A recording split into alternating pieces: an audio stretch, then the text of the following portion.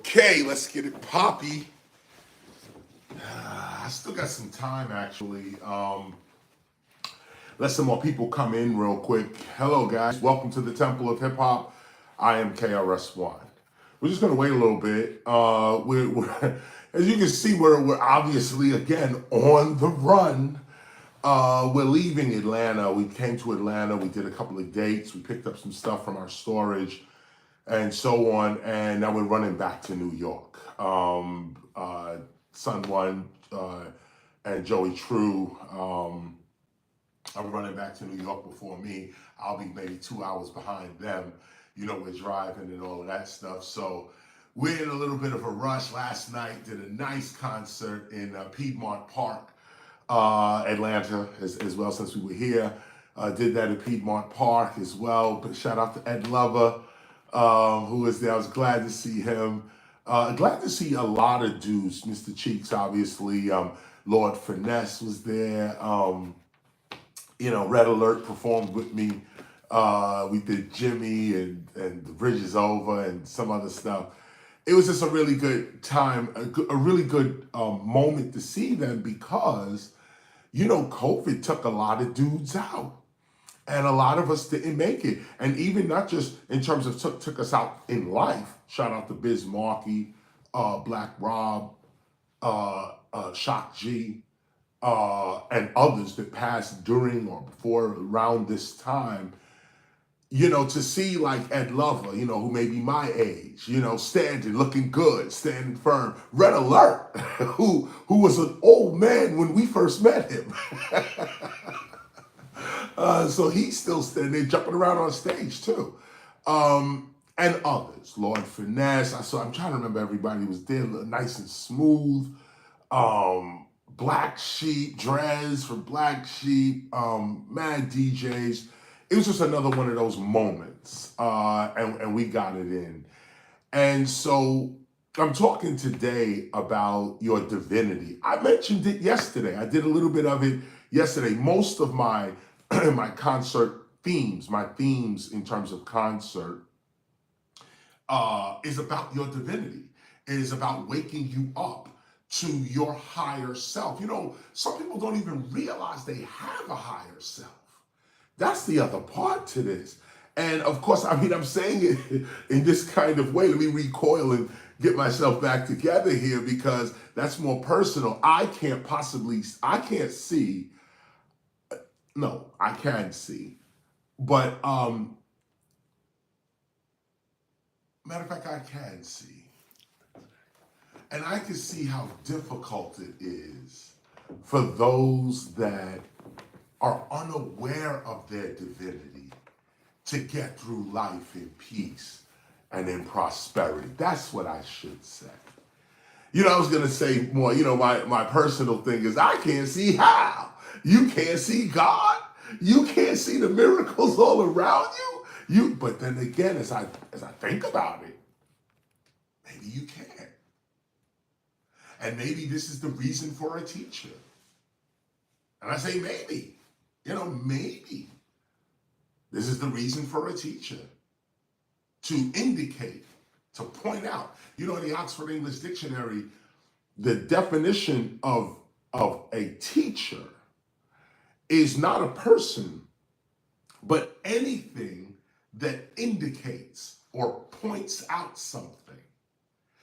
And they say the index finger is the teacher because it's used to point things out.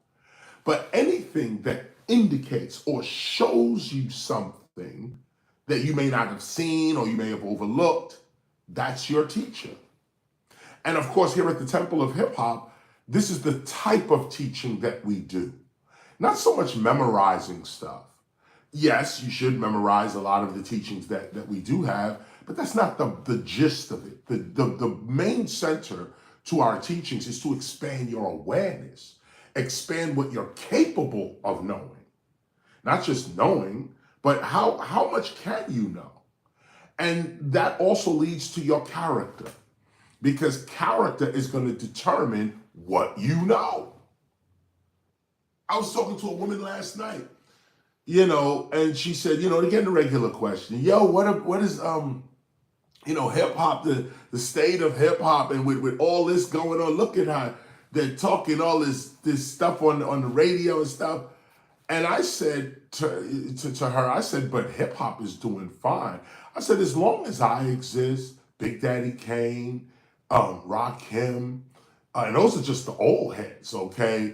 Newer artists are emerging every day with conscious rhymes. As long as we exist, that proves to be a lie. So either you're going to put a lot of attention on lies and illusions because of the way they look, or you're going to look at the truth of the situation and realize they're lying.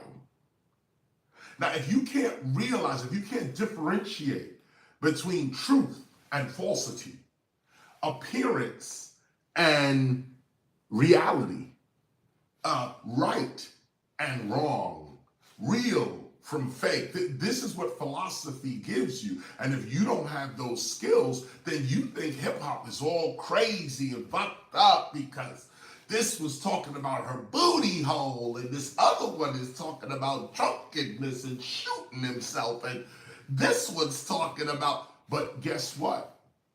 You're only going to be attracted to what your character actually is. Sure, you can hear stuff all day or hear things just coming your way. That's not your character. But for you to focus in on it, that means it's your character. For you to know the lyrics, for you to be like, yeah, you're familiar with it. That says something about your character. Okay, you can have knowledge of something and not repeatedly go to it for your entertainment, for your satisfaction. What is it that satisfies you?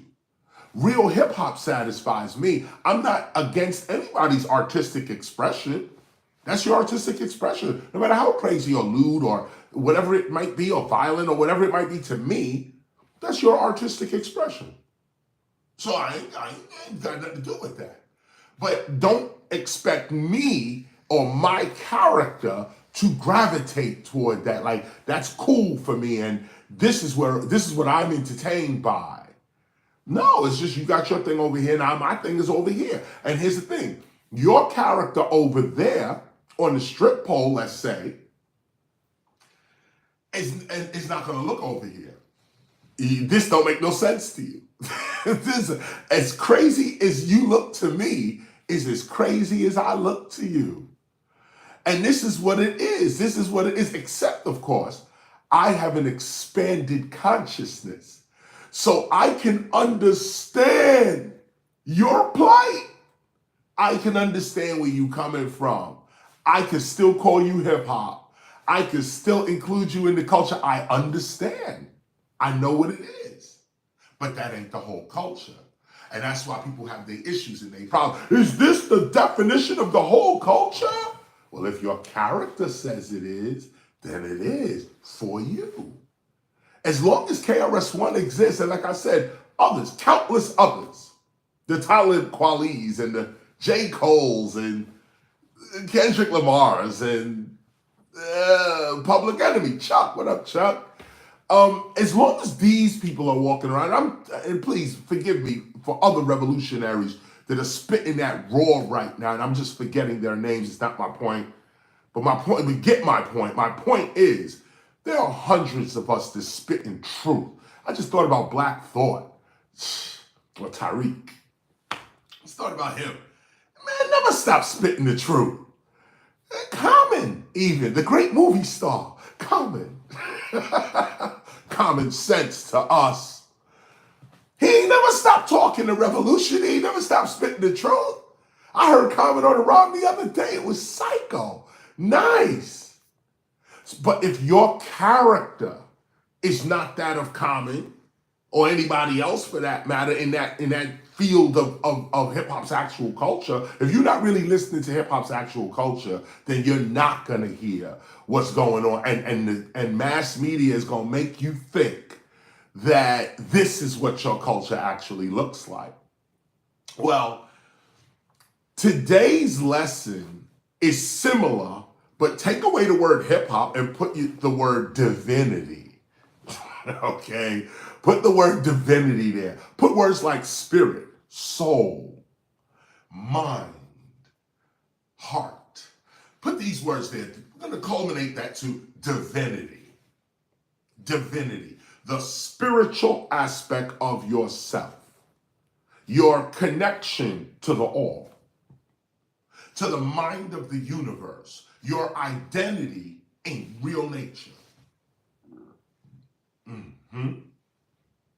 This is real. And so, I'm gonna break for a minute. I'm gonna break for a minute because in a couple of days it's Halloween. Halloween comes in on 31st. October 31st, right? I'm thinking of Jam Master Jay, which is the 30th.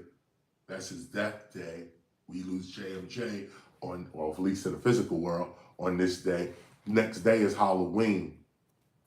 Now, Halloween, as you go around your neighborhoods and turn on your TV, most people are celebrating Halloween as a moment of death and murder, goblins, demons, ghouls, all of the devil worship, and I can't say devil worship. People come out dressed up like demons, devils, dead people, zombies, these things that exemplify death and decay or murder and fear. Horror is what they call it. Horror. There's a whole industry on horror. And so on the TV, you have horror films that are promoted during Halloween. This is that time to get scared. This is that time to, watch out for the devil. And think about the psychology of a whole society enjoying this kind of celebration. I mean, different from Thanksgiving, which is some other craziness, okay? You got Halloween. Now, I don't want to spoil your Halloween. If you're running out to get candy and all of that, this is the American tradition. And again, forgive us, we're only philosophers here. We're lowly philosophers. We don't exalt ourselves over nobody. We do not claim to know it all. One of the first traits of philosophy is to know that you're stupid and you don't know nothing, okay? That is the step toward knowledge, to know that you don't know. We are just philosophers. However, as philosophers and as a temple for hip hop, well, the truth must be spoken.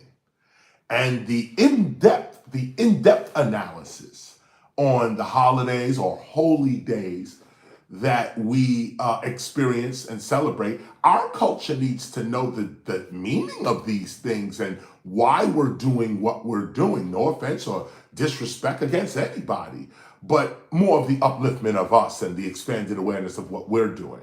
So before I get into this lesson on divinity and you not wasting your divinity, like throwing it away and taking it for granted, before I get into that lesson, I'm going to turn it over to Son One, who's going to give us a brief take on Halloween and the real meaning to Halloween.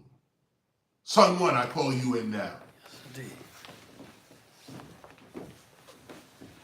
Thank you, teacher. Peace and much love to everybody.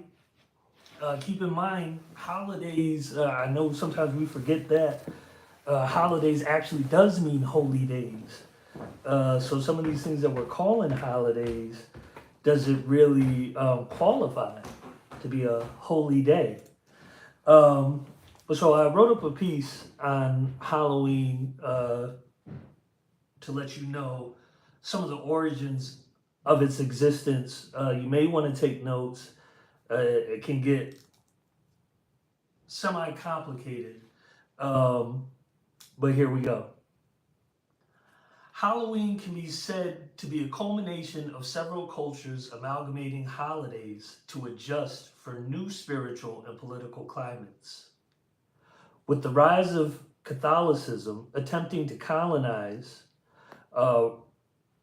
Celtic nations, it has always been tradition for invading nations to destroy the religion, demolish or repurpose the temples, and take over the most popular holy days.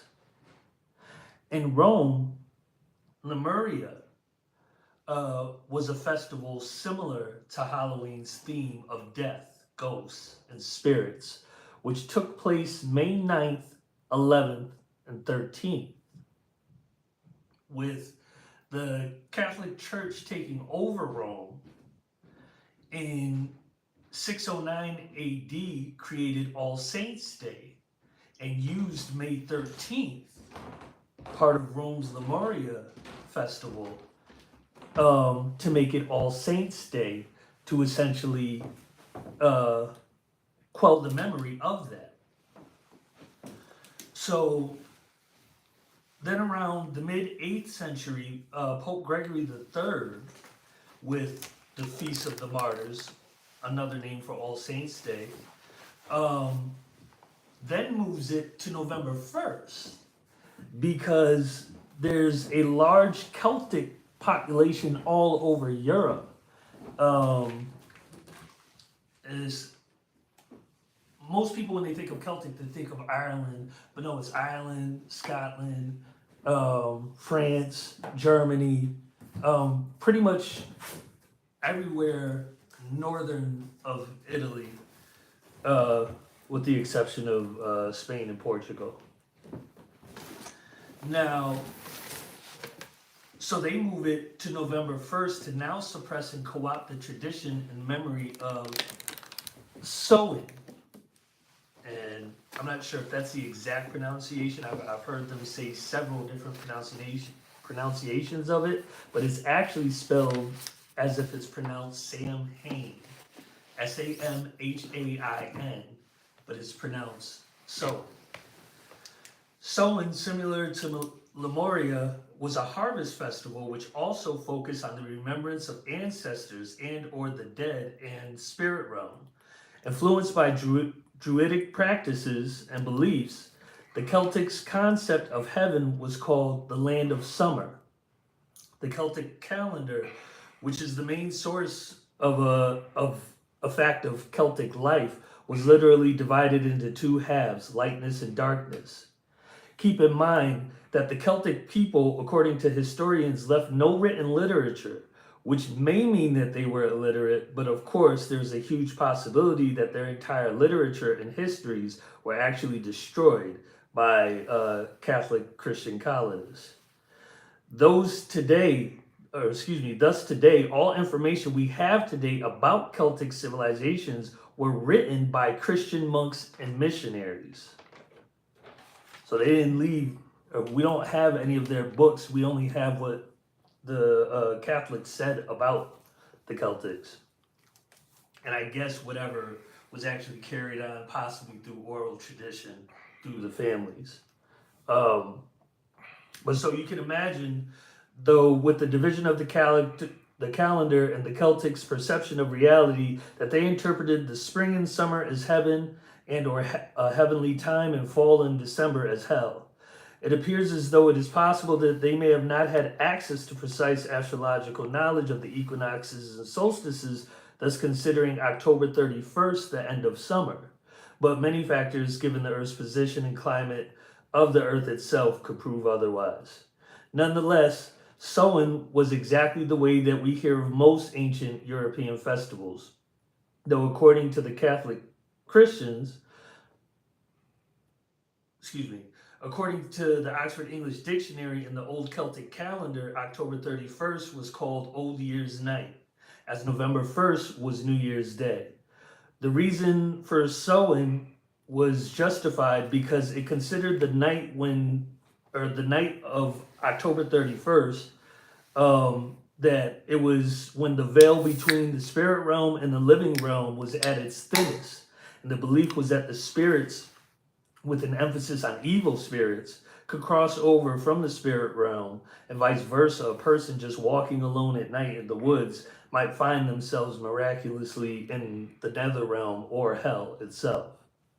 So on this night, everything was included, from blood sacrifices, rituals, massive bonfires, slaughter, executions, costuming of animal skins, along with feasting, drinking, sports, courting, political meetings, and even the collecting of taxes.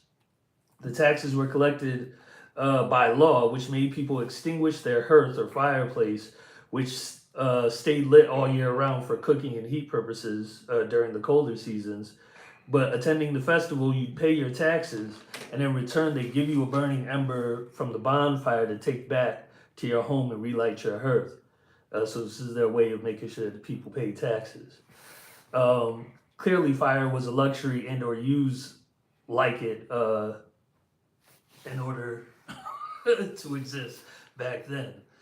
With the threat of demons, ghosts, fairies, and wraiths given access to the earth through some sort of magical portal, the animal skins were worn to both ward off or scare evil beings from approaching them, and also to blend in with these beings should they come amongst them, because apparently they would only mainly come to terrorize humans.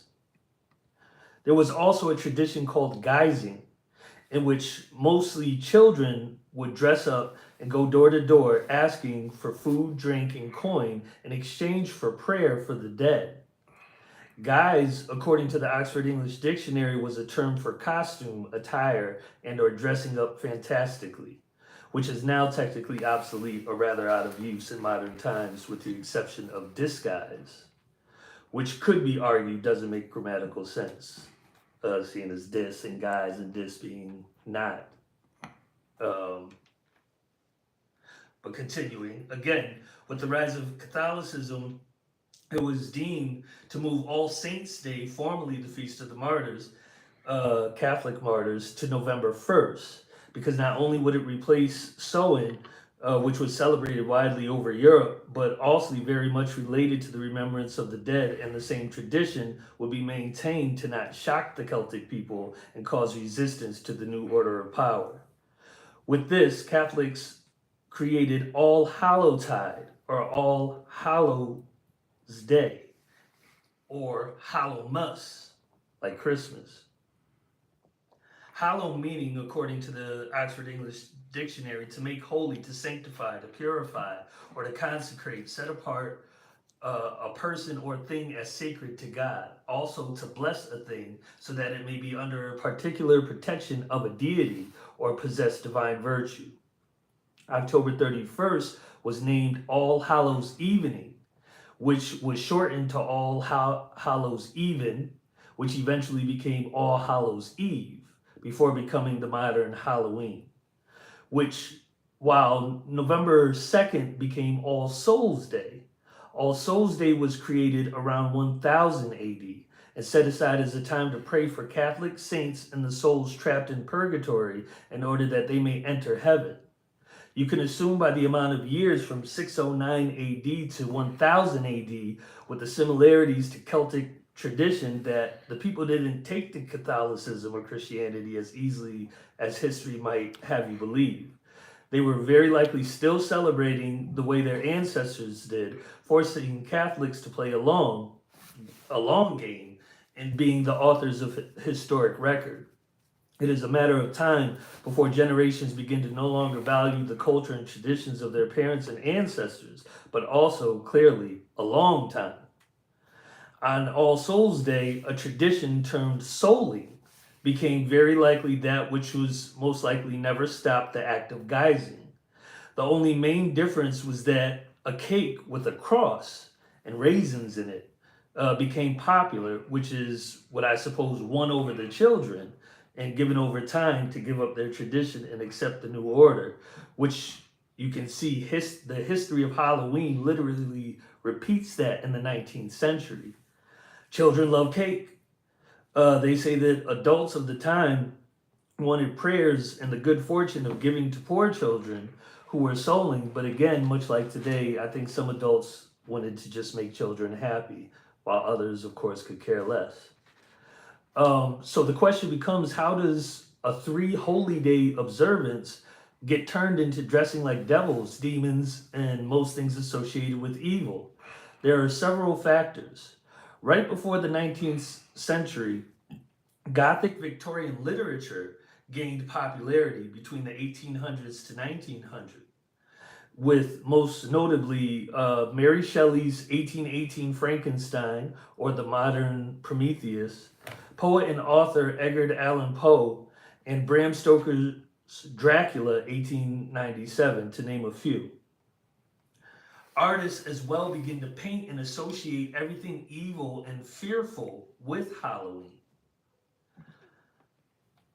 Um, Combined with the Irish immigration, in particular to the Americas, beginning around 1820, with over 3.7 million Irish estimated by 1920, Halloween was regaining popularity and historically noted to exist in Ontario, Canada in 1910, and Anoka, Minnesota, and Chicago by 1920. Anoka, Minnesota boasts that they are the home of Halloween for America and have had a parade ever since 1920. Though it looked a lot different combined with the elements from a British holiday known as Guy Fawkes Day or Bonfire Night, which we actually ended up in when we were doing the last tour over there in England, and fireworks were going off. We were wondering what was going on, but it was Guy Fawkes Day. Now, the story of Guy Fawkes is that he plotted against the English government, tried to blow up London's House of Lords with 36 barrels of gunpowder on November 5th, 1609. He was caught, hanged, mutilated, and then thrown into a fire. It became tradition, though, for the English children the very next year and every year after that to run rampant, terrorizing the community and causing sheer chaos in the streets of Britain while creating several bonfires along the way. This combination of traditions is what nicknamed Halloween Mischief Night, which seemed to get worse and worse by the year, all coming to a boiling point in 1933, which was labeled by news media as Black Halloween. What became of Halloween was a night of criminal debauchery and domestic terrorism, which was historized as pranks. This is where trick or treat gets involved. Technically, trick or treat is a threat, which means give me a treat or I will trick or prank or really terrorize you in some way. A company by the name of Dennison's literally had to create and distribute Halloween guides to influence homes, schools, churches, and other recreational facilities to begin having parties with contests and prizes in order to keep the children occupied on this night with rewards of candy. By 1939, the term trick or treat was literally invented. So, with that and the combination of movies making, or literally Halloween, the horror movie that we see today, was not named Halloween. It was the idea of an editor that the director gave the video to, or it was either editor or distributor, but he gave it to them, and they said, well, you should name this Halloween. And thus you even have the movie Halloween in its representation like that. But so it coming from the influence of artists that began to paint crazy images, the rise of horror literature becoming popular, ghost stories and this, that, and the third, and it all being focused around fall and that time is really what took over Halloween. And for whatever reason, it didn't really have any resistance, or maybe I got to do further research. It didn't have much resistance from the church, which this was their holiday. It really still technically is their holiday. Hallow means holy. We're dressing like devils. So peace and much love to you. I'll let the teacher return. Peace and love. Oh, but what is your definition of holy? Maybe the devil is your holiness. That was a great look at Halloween. Learned a lot in that little session. Man, that was looked like your handwritten notes. You probably should type that up. Mm-hmm. Let me hold on. Oh, here we go. No, that was a really enlightening look at Halloween, and you see over the years. I mean, think about that. I mean, Een is what? Eve? Yes. Een, E-E-N, is Eve. So hollow is holy, Hollolow, hollow, and the Een is the eve Or evening. or evening. So holy evening, and we dress it like devils on a holy evening. And this just goes to show you, if I may bring you back to the idea of a teacher. And I humbly put this into the record. The one that indicates or points out something. I mean, everybody's celebrating Halloween. And when you look outside the door, you're going to see everybody celebrating Halloween and kids coming up to your door probably looking for candy. But look at what we're celebrating, really.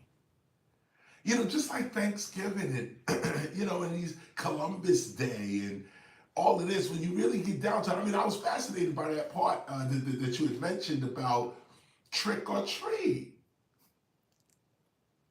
The trick is the prank or the terrorizing. And that's interesting how the word prank was historized. And that's the word, historized. Where you like they say, so and so settled the land. And that word settled has so much in it: murder, death, blood, rape, robbery, and bombs. But they don't say all that. They just say, in 16 something, they settled the land. Or conquered. And here you have the word prank in history used in the same way, really, not similar, in the same way. Prank. A little lesson on the reading of history, too. How certain words are used to cover up whole scenes, like things went on. Interesting. They were setting people's houses on fire. Taking people's cars apart and putting them on top of their house. Letting all of the animals go out of farms. Wild. It got out of control. Right. It got out of control. Where's the police? Where's the government? Where's any control in that kind of society? Well, it was their kids. It's a lawless society. Yes, sir. Whether it's your kids or your father, you're allowing this. And see, look, we see this a lot today in a lot of European families where they let little Johnny just do whatever the hell he wants. I mean, you know, I don't want to sound like that, but like a lot of black folk will tell you, a lot of Latino and black folk will attest to what I'm saying. I mean, of course, every family and every culture has their style of raising their children. But when I'm in Europe, a lot of times I see Europeans allow their newborn babies, still crawling, to crawl on the floor. Crawl on dirty floors, like we be in restaurants. And they let their baby crawl on the floor. Like we just, you know, shoes, they crawl on the floor. Now, and I see it is all out, it's throughout Europe. It's not like, so I'm the weirdo, really. Looking at this, I'm the one that's out of place here, because I would never allow my child to crawl around on a dirty floor. But somehow in Europe, that's what it is. And you know what? If you do more research, some scientists will tell you, hey, it helps the bacteria. The kid learned the socialization skill. Who knows? Okay. But the idea of knowing why you do what you do is so at the core of our teachings. I mean, it is hip hop, to be hip to your hop, to know why you do what you do. And here in Halloween, knowing that you're participating in a holiday, and I can even say holiday, a holy day. How does robbery, rape, and theft and murder become holy? Only in this kind of a society. And you got to maintain your soul. You got to maintain the integrity of your mind. To not be part of criminality. And you know what? With that, let me start my actual talk today. Welcome to the Temple of Hip Hop. I am KRS-One. The Temple of Hip Hop is a hip hop ministry, archive, school, and society. We're located at 55 Ludlow Street in Newark, New Jersey. We're going to begin our ongoing classes right around hip hop, well, really May of 2024. We're building our temple now. We're beautifying it. We're getting our lesson plans together. But basically, we're about the preservation and further development of the original hip hop idea. Breaking, MCing, graffiti art, DJing in an effort to achieve peace, love, unity, and joy within your life. And so I say that as I start, that divinity comes in all shapes, forms, colors, etc. And the first thing I want to impart to you today is about your own divinity, And, your own divinity is also based upon your perception of what divinity is. We live in an English society and it's basically dominated by Christian imagery. Western Christian imagery. We're not even really getting Ethiopian Christian imagery or Asian Christian imagery or any of that. We're getting basically a European, mostly German and English version of what is called Christianity in the world. And so many people have made their decisions on spiritual life based upon what they believe Christianity to be.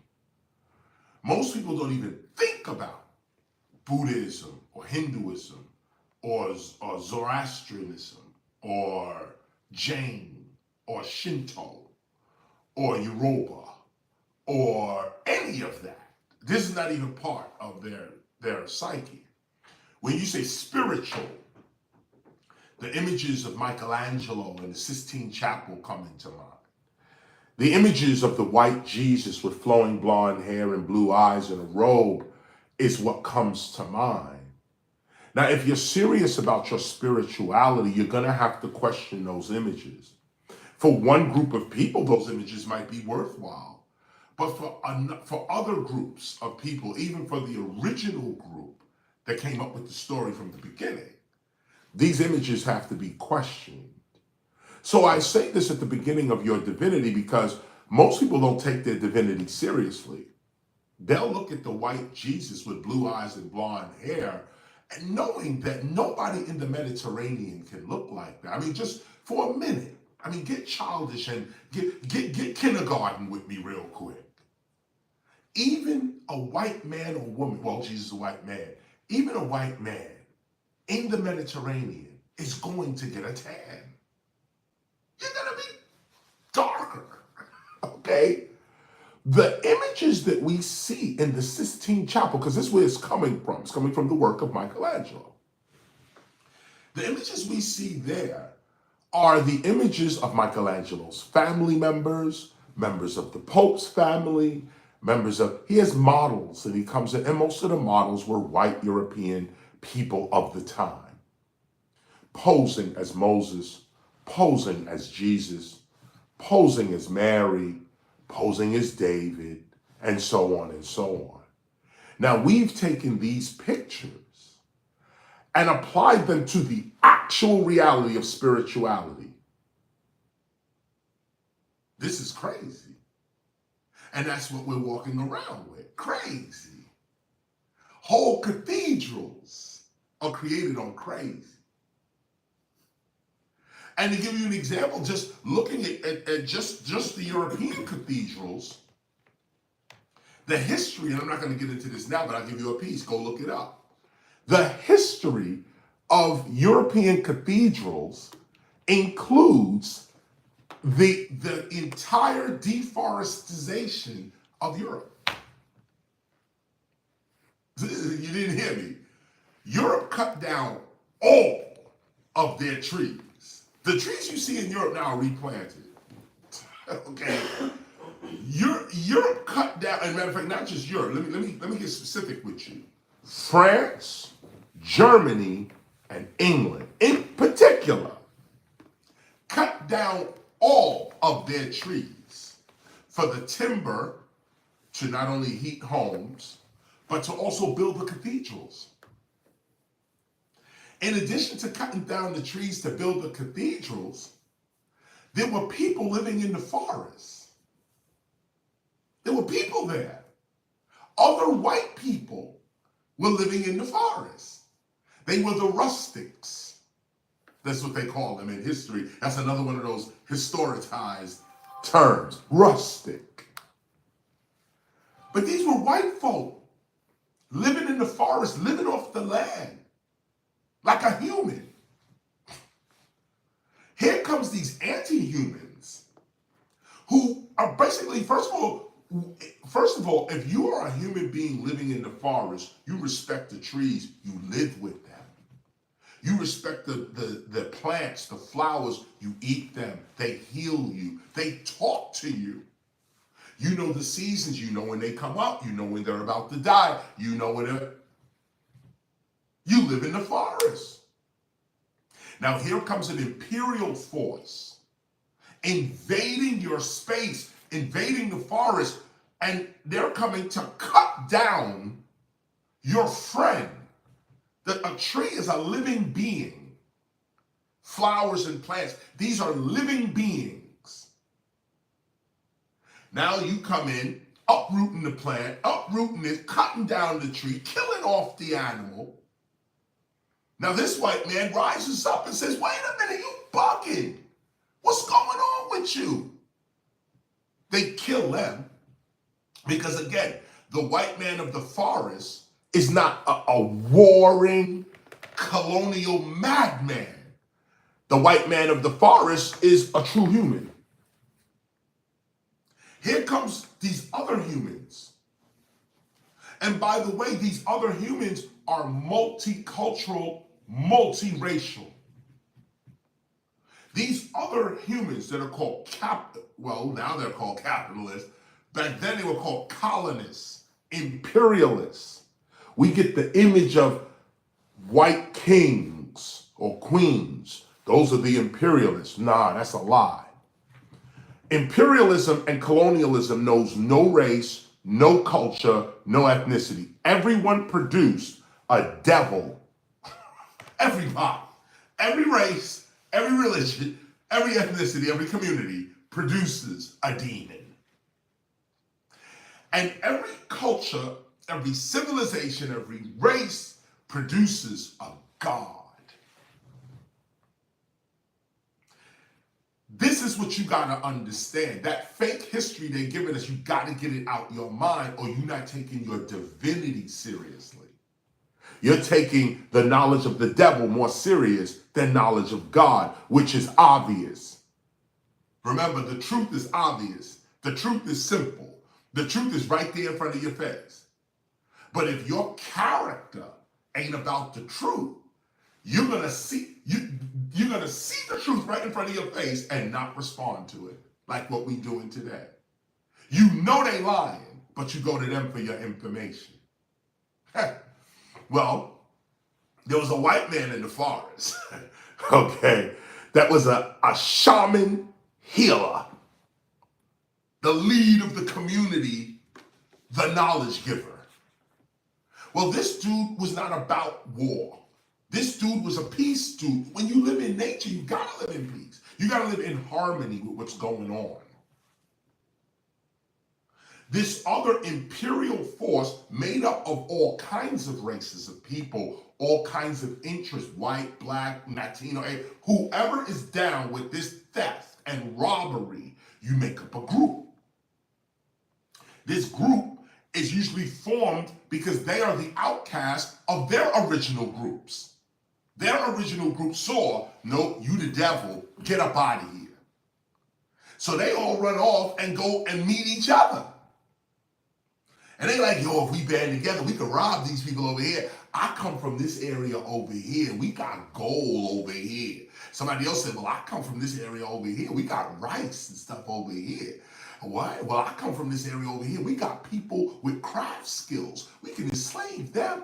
These are all different peoples. This is Africans, Europeans, Asians, Indians, anybody who has the interest to subdue and subjugate another person joins that clique.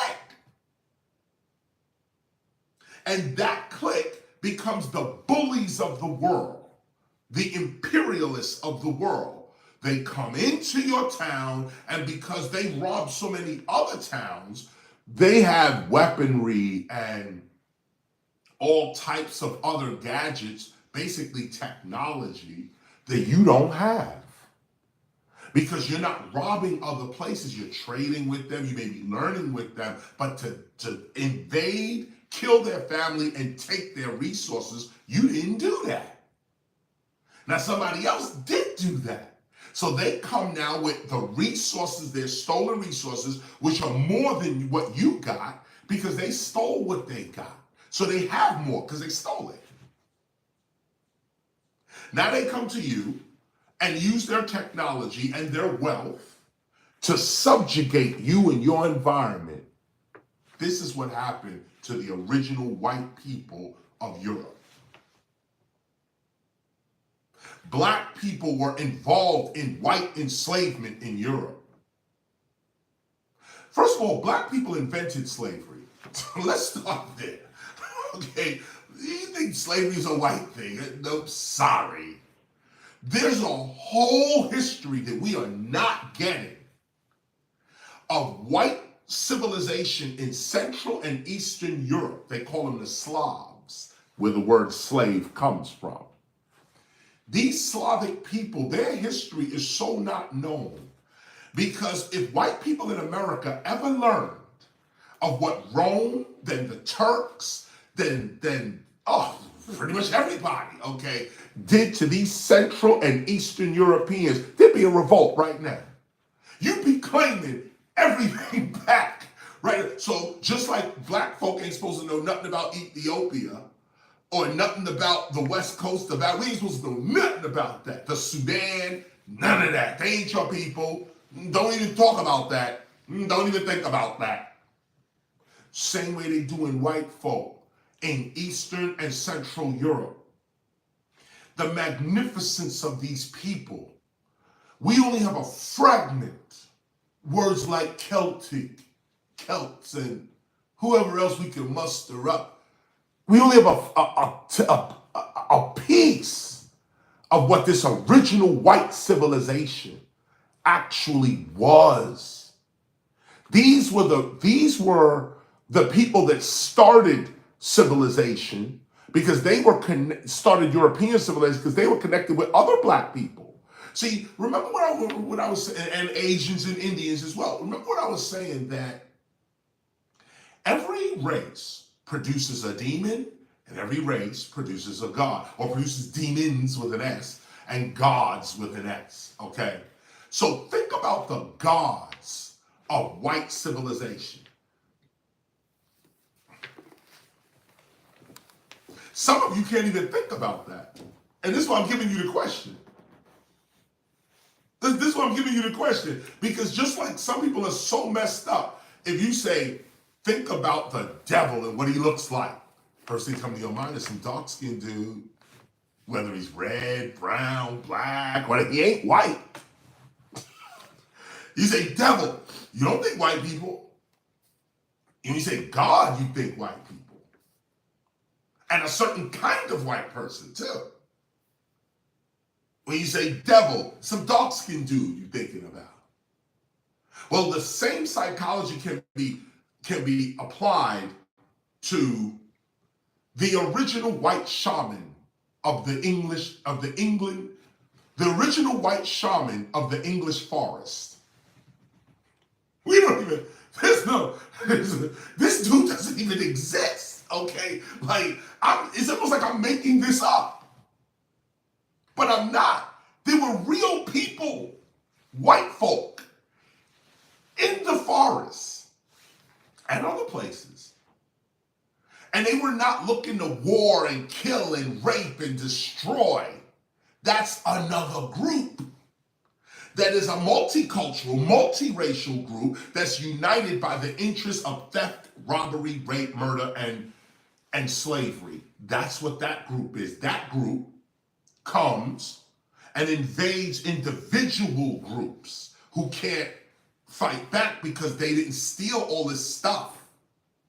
They don't have the wealth or the slaves. Because keep in mind, when these imperialist groups come, they come with the slaves of their other colonialized group. The group they just colonized, they done terrorized some people so bad that they say the only way you can get out this terrorism is to join my army and fight further for me. And they say, okay, look, whatever, don't kill my daughter, don't kill my mother, can I just live? Can I just, okay, I'll join your army. Now you got 10,000 slaves riding into, you don't have none of this. You're the shaman priest of the forest, working your land and taking care of your people, getting closer and closer to divinity, closer and closer to God. Where's that white man? Where's that white woman? She existed. She was killed. The character of her and him lives on in several people, white people today, but now they're being beat down. Every time they open their mouth, they're called racist. They're called all types of derogatory terms. So most white folk, they know the truth. Don't talk. Keep their mouth shut. I want my job. I want my degree. I want my whatever it is. And even if I open my mouth, you ain't going to do nothing to it because you a slave too. So why would I say any of this? Lose my job, lose my standing in society for some people who are going to turn around and it don't even matter if I tell it to them. So the majority of white folk ain't saying nothing. Those that have profound knowledge, stuff that will blow your mind today in 2023, they keeping that right in their closet. Imagine, I'll give you a side story. So Nat Turner, you know him. So Nat Turner, upon his capture, he done killed all these white folk, okay? I'm killing them all. He gets up to last folk he kills this white family. And so they find him, okay? They after this last family, they find him. So this family, the last family he killed. So when they capture Nat Turner, they got him, okay? Just before they're about to execute him, kill him. When they caught him, he had a Bible and a knife with him, okay? When they caught this man, because remember, Nat Turner's a minister, a man of God too, by the way. Just keep that in mind. Had the Bible with him. And God told him, kill these motherfuckers. Okay. Now, keep that in mind. It's all crazy. Okay, the story's mad. Okay. But keep this in mind. Look at the reality of it. Think like a philosopher. God, you want justice from these psychopaths? Just kill them. It seems so simple, isn't it? Well, he did it. But the other black folk around him weren't with it. No unity. They were terrified because most black people are not interested in violence. Black people want to chill. That's it. Okay. Most of us don't even want to work. Okay. We want to relax, chill. Ain't nobody trying to shoot, rape, rob, steal. That's some other thing. But Nat Turner says, nah, we got to get free. And so he runs around on a killing spree. When they get him, he had a Bible and a knife with him. So they execute him. When they execute Nat Turner, I don't know what happened to the knife, but the last family he killed, they gave his Bible to them. They kept the Bible in the family thing. Now this is like 18 something, okay, mid 1800s. So they kept this Bible in the family stuff for many years. So here we come up now 2020 or 2021. You can look this up, you'll see the year. Now, the African American, the Smithsonian National Museum of African American, I'm getting the name all botched up, but the African American Museum in Washington, D.C., built by the Smithsonian Institute, okay? That museum, they building the museum. As they're building the museum, of course, museums are asking, yo, you got any archive? You got any stuff? We're building an African American museum. This family gets this Bible and says, as a form of reconciliation, you're not hearing me, okay? See, this is how white folk gonna be in heaven, and even though you hate, okay? This is how it's gonna go down, okay? They said, as a form of reconciliation. Now, first of all, that Turner killed your whole family, okay? Killed your whole family, okay? I don't care whether you're a slave owner or whatever. It don't matter. You killed my mother, okay? This is what it is. And I think one of them was saved or something like this. You got to go back and get the story. A black person saved one of them. It was such a divided situation. It was a black person that turned that Turner in. It's another story. Anyway, but they said out of reconciliation, we're going to give this Bible back. We're going to give it to the African American Museum. Now, mind you, they could have gave it to the Met. They could have gave it to the Museum of Natural History. They had it the whole time from the 1800s. The African American Museum comes up. They go, you know what? We're going to have to grow ourselves. We're going to have to get mature ourselves. And even though Nat Turner did this to our family, we realized that slavery was wrong. Wrong. And as a form of that kind of realization, they donated Nat Turner's Bible, which is worth millions too, by the way. Okay, by the way, easily fetched $5 million. Easily. They gave it for free to the museum. A white family whose lineage includes the death of their family because of Nat Turner. They got the Bible, kept it in the family treasure for all these years. African American Museum come up. They say, we think this is the time to let this thing go now. So you can go right now to the African American Museum and see that Bible right there. And the whole story that I'm just explaining, was actually more accurately, is right there. Right there. Why do I tell you this story? Because there's other names like William Lloyd Garrison, Susan B. Anthony, Caddy Stanton, Elizabeth Caddy Stanton, and her husband, Brewster Stanton, and countless others. John Brown, by the way, who staged another revolution against slavery, white man, and was caught and hung, executed as well. Where are these white people in American history? Why are we constantly learning about slaver, you know, like these, why are we learning about these psychopaths?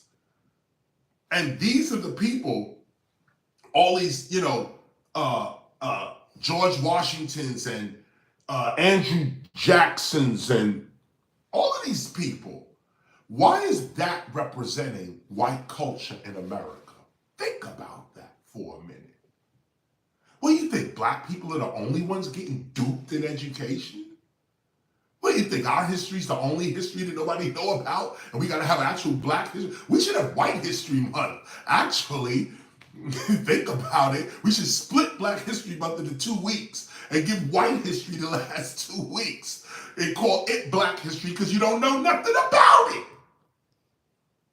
That's why it's black. You're blacked out of your mind. But think about that. White people or white educators are allowing white psychopaths and terrorists to represent all of white people. That's why we all messed up. That's why we all messed up and judging each other, pointing fingers at each other and not realizing, these people are being misrepresented. Colonists and imperialists are representing white culture. If you hip hop, your mind can think past the colonists. And now you can see the true nature of the human being, which is not white or black or yellow or red or brown at all. The true human understands just truth, peace, love, unity, joy. That's the average human. It's these criminals that want to act like you down with them as they go about their criminality. So their criminality, it looks normal. It looks normal. You know how many white people became Native Americans? And not just because of the tax break. It was that craziness too. Okay, mad white people. I forgot what it was. Some Indian benefit came out. White folks said, I'm Indian. That was the end of it. But before all that, like when George Washington, like when the Whig Party was first, when America had 13 colonies here in the United States. Before that, even the setup of those colonies, see, we don't get that history at all. The first white folk that came here and traded the beaver and traded with Native American, no robbery, no killing, no kidnapping, no rape, none of that. Just civilized, plain old white folk showing up. And like, yo, I'll give you this, you give me that. Nice business going down. They coming over to the Americas, getting the beaver skins, going back to Europe. They doing good business. But over in Europe, dudes is seeing, yo, he doing good business. Where he get that coke from? Where he get the weed from? Let's go get his block. Let's go get his plug. Let's go get his distributor. Let's go, same mentality. They got where you get them beaver skins from? You start hiring people, trying to hook up your neighborhood, trying to hook up the less fortunate in your neighborhood. You bring them over to meet the Indian, and the Indian knows you. So he says, yo, what up, my friend? What up? We coming? Okay, so look, I got these dope-ass beaver skins ready for you. You ready? Yeah, I'm ready. Then the idiot you brought with you pulls out the ratchet, cut your throat and the Indian's throat, and takes everything. That's what happened. Now, you don't get to hear about the white man that got his throat cut. He's out of history. He's gone.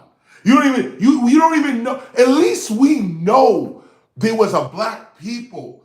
Like, at least we know that. We have some inclination in our mind that there was a tribe of black people that were interfered with.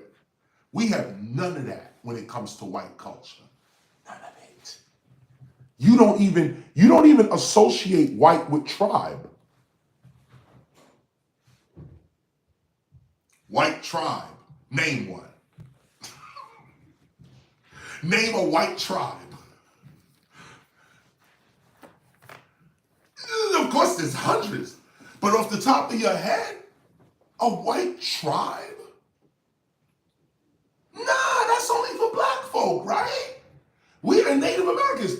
Only the indigenous have tribes. Europeans have nations. And the nation, the European nation or country, that's what you white folk belong to. And you're getting duped too, because that fake concept of whiteness is what you're being duped with. Join our colonialism, join in on the imperialism, and you can eat and have shelter and have clothing and be somebody in our criminal society. You can be that too. So white folk, I don't want my kid killed. I don't want my kid treated like a nigger. I don't want my kid treated like an Indian. I don't want my wife raped. I don't want so I'll go along with your threats and your terrorism and your criminality. And this is what now forms this concept of a white society. And you can see white folk constantly rejecting it even in their own being. But again, what do they have to reach back on in terms of real history, with real white cultural history? Now, I mentioned this, and I'm going in this direction Because what I'm really talking about is your divinity. Your divinity. And if you can't see like this, you can't see God. You see, God is all. Or at least that's how we look at God, as an all. So you can't just take the story, say for instance, as an example, slave, slave owner. And that's your story. God, white man in the sky, blue eyes, blonde hair. That's your story.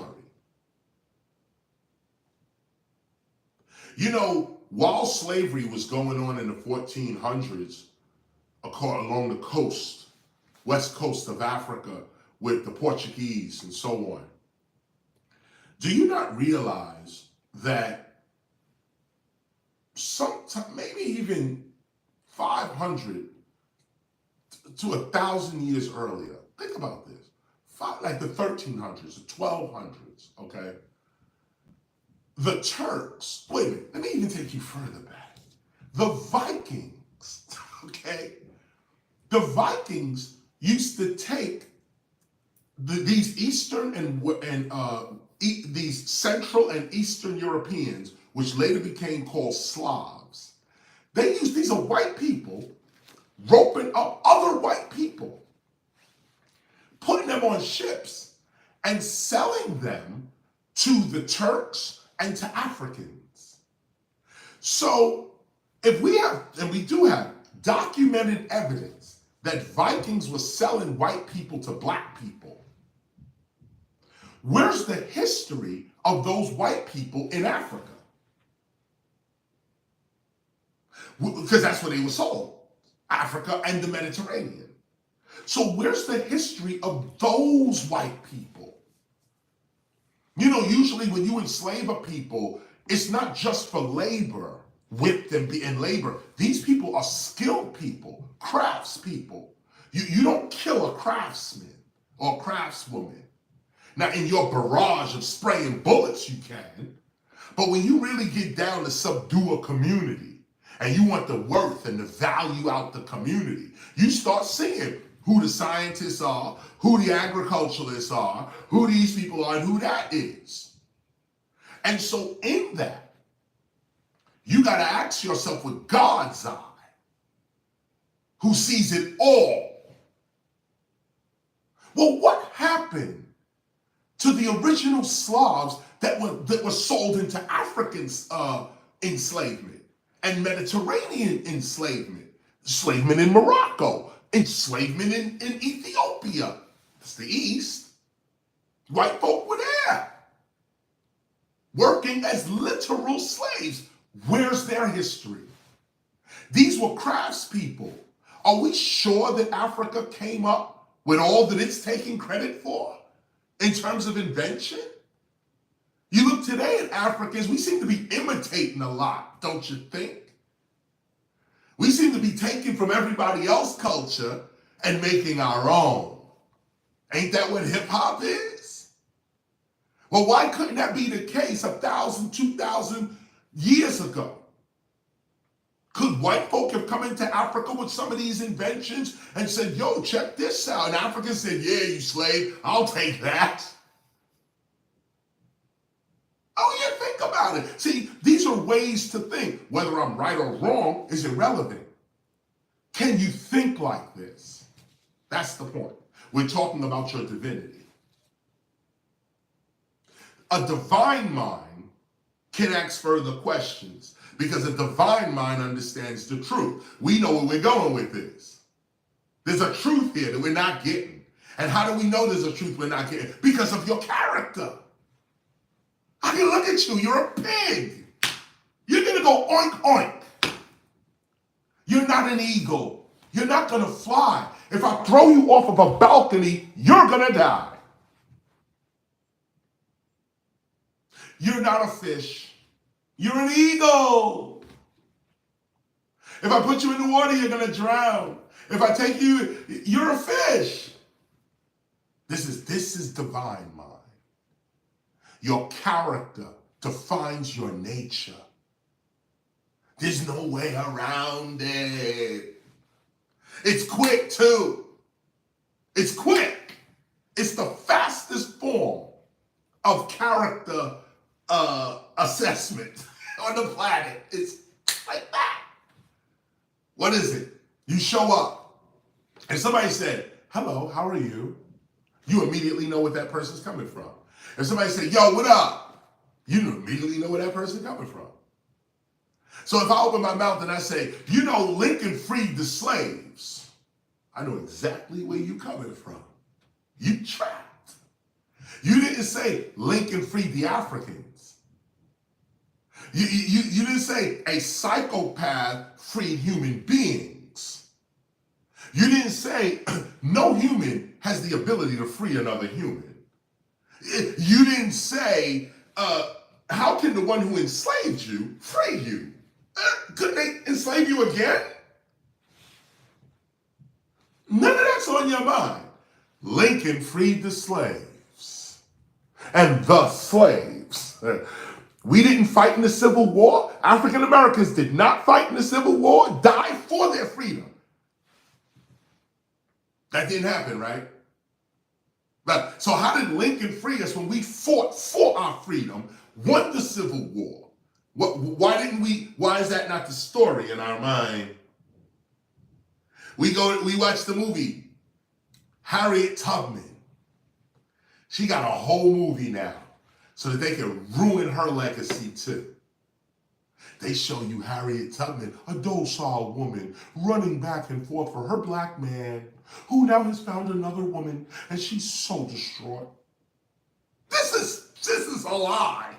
Okay, first of all, Harriet Tubman, toward the mid-end of, not even the mid, in the middle of her life, she joined the Civil War. She was so dope. They only say she was a spy.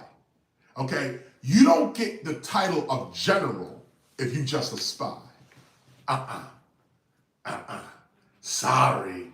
Generals kill people. Let's go right there. Harriet Tubman was not killing black folk. No. Harriet Tubman was busting her gun on white racists. And she had a black regiment. They were busting their guns on these white racists. They will never tell you this, and the movie will never show this. She's a general. Harriet Tubman. They went through plantation after plantation, and the slaves just came. The slaves just ran out. The slaves, by the way, the slaves just ran to her. Imagine showing up to Sing Sing prison, because this is what the plantation was. Imagine showing up to any of the federal prisons with a regiment. First of all, you're a terrorist. Let's start there. Okay, you are the terrorist. But you're trying to get your people out this prison. So first, somebody got to go and shoot these guards. Somebody got to get rid of the guards who's guarding this plantation. They'll never show you that episode. That's quiet. Keep that in the back. That's quiet. They'll never show you, because remember, I'm talking about Harriet Tubman, okay? What about the white folk that liberated black folk off the plantations, also down with the Civil War? White folk shooting white folk for black freedom. Where's their history? We seem to know a lot about this Confederate thing.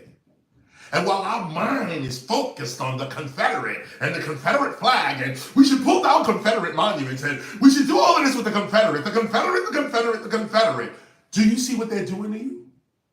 Your whole mind is on the Confederate, and you have nothing, zero, for the real and true soldiers of the Civil War fighting for justice against injustice. You don't know nothing about them. You got to do some serious digging to find them, because this history is taught to white folk to hate black people and vice versa. This is what works for capitalism, competition. This is what works, not cooperation. Cooperation don't work for capitalism. That works for civilization. Cooperating with each other, not hating, loving, not warring, peacing, not stealing, giving. That works for civilization. But if you're not divine, you don't know that. You just don't, what I'm saying to you right now sounds silly. Achieving this level of understanding is silly. And that's only because the way you've been trained to believe in illusions as opposed to the truth. And that's what a teacher is here to do, show you the truth. Show you the truth. The truth of the matter is, you are a divine being. You're not black.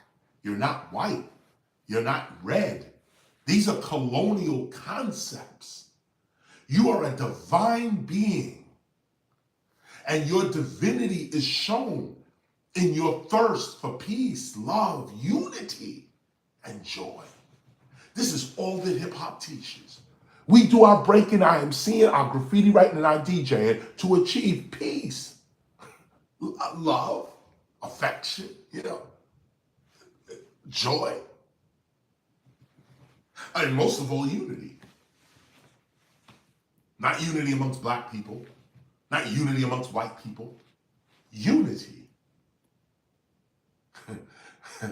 Unity. See, we all talk it until the gay person shows up. And then there's no more unity. What happened to the unity? Oh, he's trans or she's trans. Well, I thought this was about unity.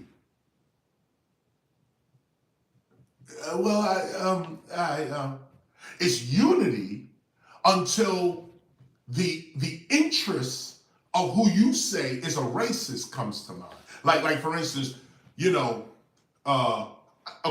personally, I think a border wall on the southern coast of the United States, I think that's racist.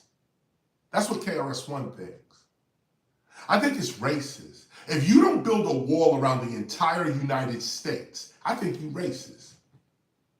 I think if you focusing just on these Mexicans down here, who, by the way, you took their land first, okay, just on another level. But forget that. These are human beings, because they're coming from other places as well. These are human beings seeking a better life. Sun One mentioned in his Halloween piece that over 3 million, Irish alone, was it Irish? Mm-hmm. 3 million Irish alone. No Germans yet, no Italians, no. 3 million Irish are coming into the United States. Nobody screamed build a border wall then. We need to put a wall up around the Statue of Liberty. There's too many Irish coming in. Now the offspring of those same Irish are shutting out other people who want a better chance at life. Now, I'm not for or against anybody's immigration policy. I'm not an immigrationalist. I'm just divine. That's all. And what I can see is the truth. You're not trying to help nobody. Okay, call them an illegal alien. Call them whatever you want, terrorists or whatever. But are you trying to help? That's all God want to know. This is a human with a beating heart. They're coming into your country. And by the way, coming into your country? Okay, let's put that to the side. But they're coming into what you claim is your country. Your ancestors did the exact same thing. In fact, your ancestors came in murdering, robbing, stealing. That's how y'all came in. Now here comes some other people looking for a better life, and we're going to say, nah, not y'all. I mean, President Trump at the time, he said it right. We don't want no people from Africa here, these shithole countries. We want Sweden and Finland. And by the way, the Swedish people dissed them too, by the way, which was you didn't hear that, right? You didn't hear, we hear, yes, we want Sweden and Finland and these people to come through. And them hip hoppers over there was like, fuck you. We're not coming to America if you're the president. Oh, no. They dissed him. But at the end of the day, look at the mentality. Look at the mentality. America prides itself on being the richest country in the world. The most advanced, the most organized, holding up democracy. Now, a Mexican woman who can't speak English, she got 50 kids with her, and she coming across the border. You don't know what to do? You don't know what to do. 3 Mexican men coming across the border, muscular, young. Yo, we're here to work. You have no work for them. There's no place in the United States that these 3 guys can't wind up building some shit we need. You know how brilliant Mexican people are in terms of roads, architecture, this shit. America beyond need, okay? The concepts that America uses now for roads and buildings are Mexican. Guatemalan, South American. Go down to South America and look at the structures down there that were built before England was even an E. Okay, before that. These are the most advanced people coming into our country, and because of ignorance and racism, you're going to deny America a boost that it needs. I can't wait. Okay, I'm in New York, and they say there's I'm in Atlanta right now, but I'm going to be in New York in a couple of hours. And so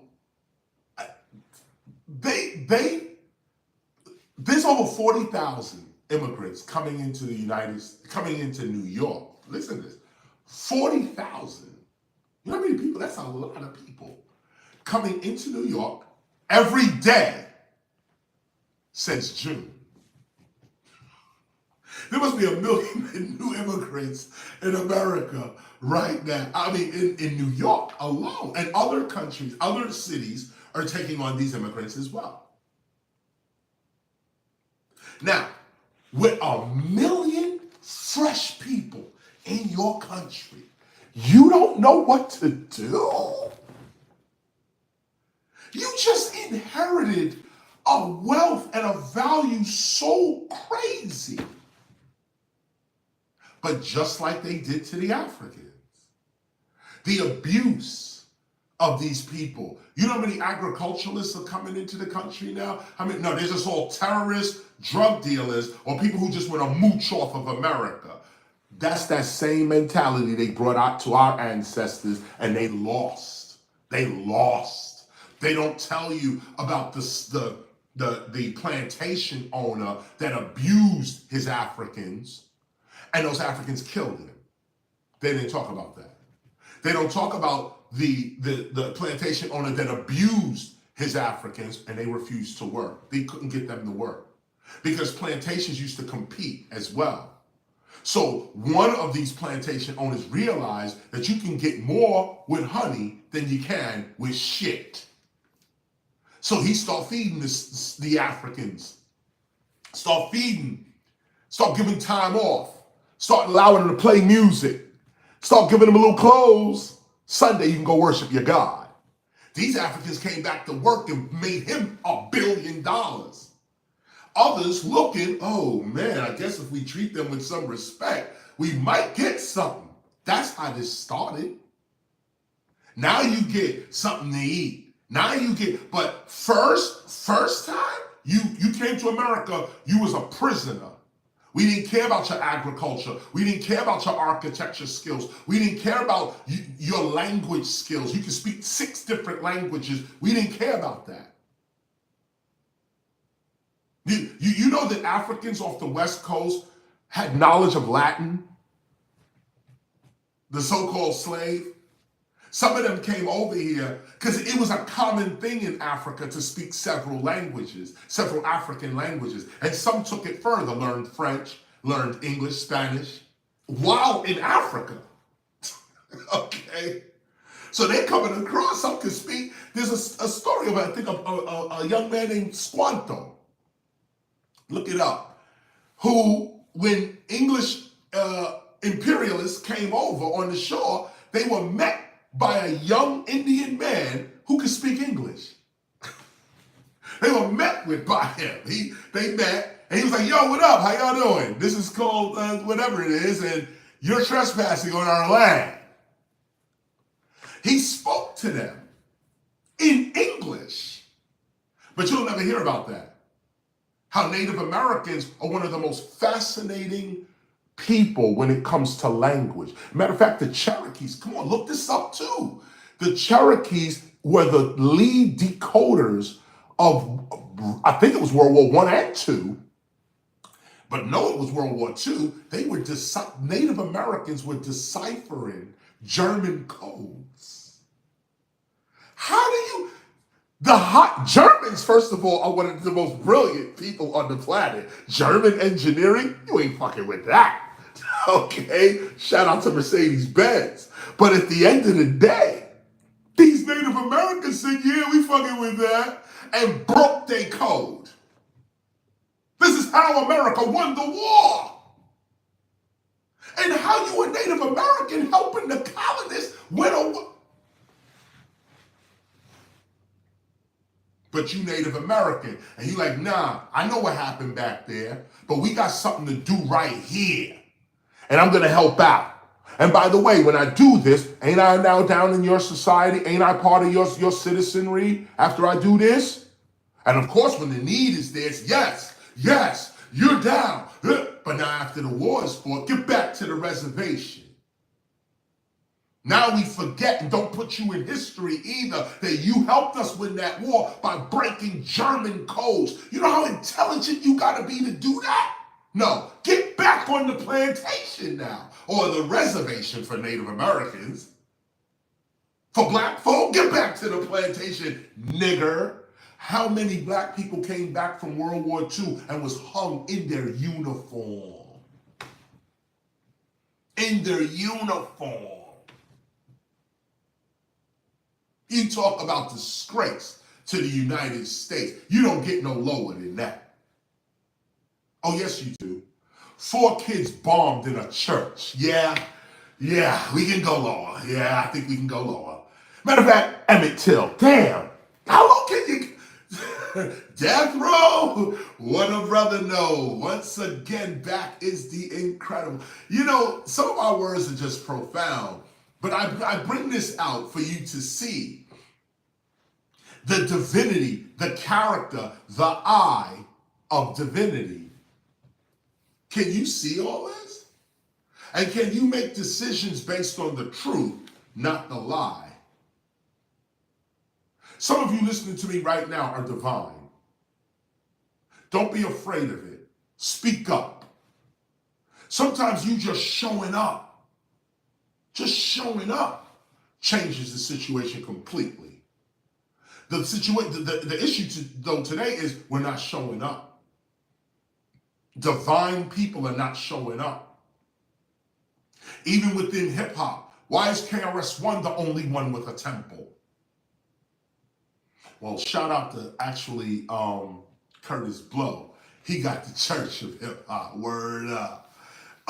And so, why are we the minimum in hip hop? Hip hop is a profound, intelligent people. All of us. You can't rap without a certain degree of intelligence. Let's just start there. That alone, that skill requires a higher degree of intelligence. The way you got to move words around, higher degree of intelligence. We know what we're saying, why we're saying it, and so on. So why are you dumbing yourself down? So I can get this money, then you a slave for real. Because you know what the truth is, but you're going to deny it so you can eat. And not only is that acceptable and understandable, but then accept your position too. You're a slave. That's why fasting is one of the most revolutionary acts you can do in a colonial society. Fasting and prayer, that's one of the most revolutionary acts you can do. Prayer was illegal. For you to pray to your God was illegal. Fasting, they kept forcing the food on you. Matter of fact, you had to eat because you was being overworked. Now, today you live in a certain degree of freedom, liberty, some sort of comfort, and all we do is gouge ourselves all day, feeding it to the craving to eat all day.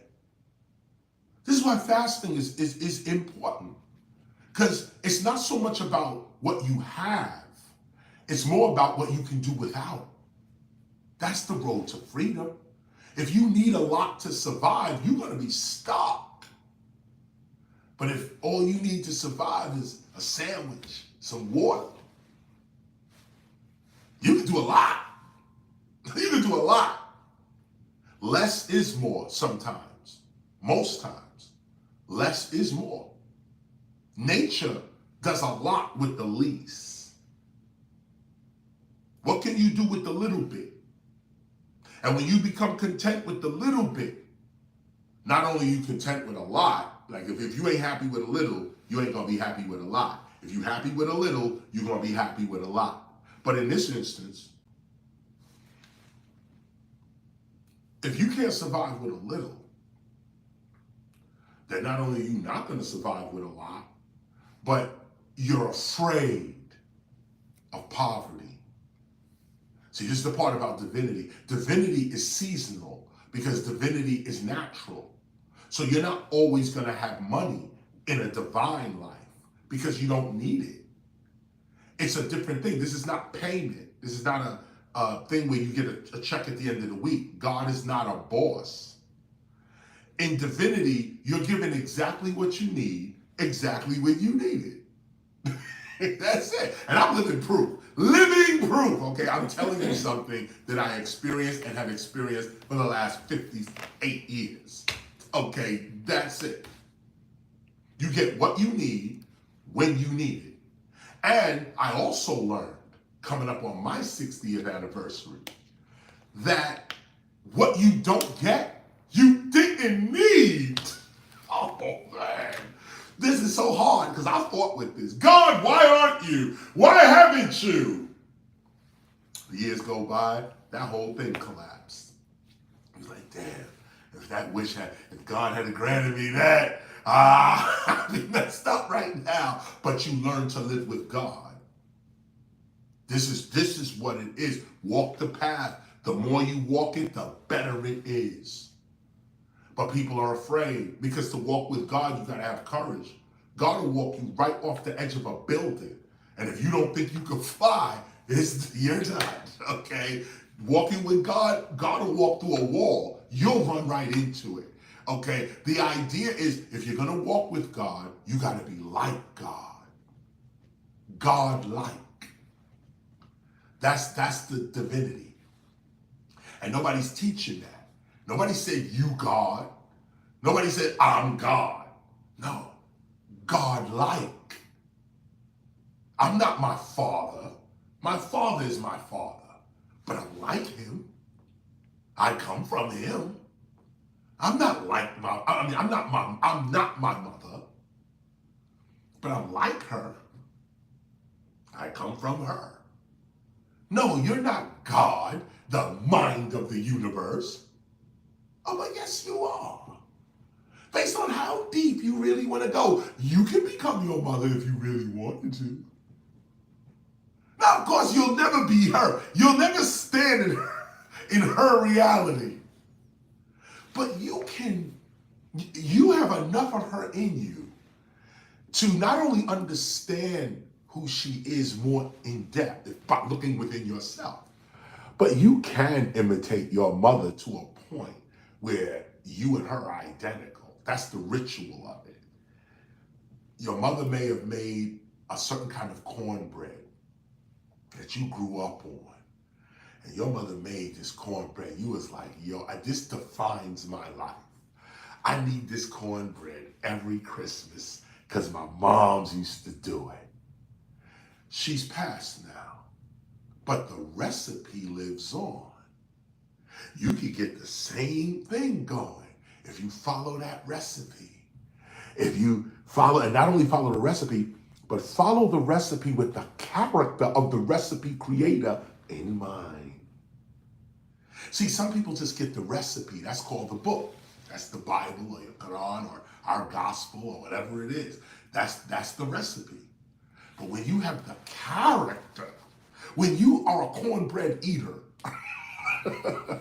not just I got the recipe and I make cornbread and I make it corporately. I got a dope recipe, I make cornbread. You want some? Oh, you want some? Oh, you want some? Like that. That's the corporate version of that. But when you are actually the culture itself, when you are divine in the culture, you eat cornbread. Cornbread is part of you.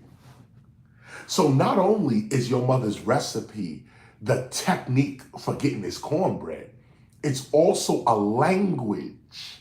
It's a communication between beings that keeps a continuity going for the culture. It's like speaking into the future, a recipe. Yo, this is how we did it. But a foreigner getting that recipe is not going, he ain't going to get the cornbread the right way. In fact, it says, like for instance, go get off cornbread, go to rice, okay? So for those that cook rice. So Uncle Ben's rice, right, says you need 3 cups of water. I'm sorry, you need 6 cups of water for 3 cups of rice, okay? So if your mom's is cooking the rice, she just puts the rice in and the water. That's it. She knows what water to put in, what rice. She know how to work the flame. That rice come up so nice. Okay, here's what it is. Now for the rest of us that didn't grow up like this, there's a recipe where you're not gonna get the same fluffy rice. Because grandma or your mom's, where the recipe says 6 cups of water, 3 cups of rice. Your mother said, if you ever recorded her, she said 3.5 cups of rice with, 3 1/3 cup of rice, 3.5 cups of water, 3.5 cups of rice with 7 1/3 water. Like that's what happens when somebody's just pouring stuff. Okay, it's not exact. And every rice pot is not exact either. But it's not supposed to be. Some rice got to be fluffy on Tuesday because that's our attitude today. That was the attitude of mom today, fluffy rice. Another time she was rushing out the door, the rice came up exactly rice kernel. It wasn't fluffy, it was hard rice. But that hard rice goes with a bean that she makes. The fluffy rice and the bean don't go together. It's this hard rice with this bean that goes together with this and that. If you ain't of the culture, you're not going to have the same taste. You're not going to be able to put the taste together that your ancestors tasted in order for them to realize certain things.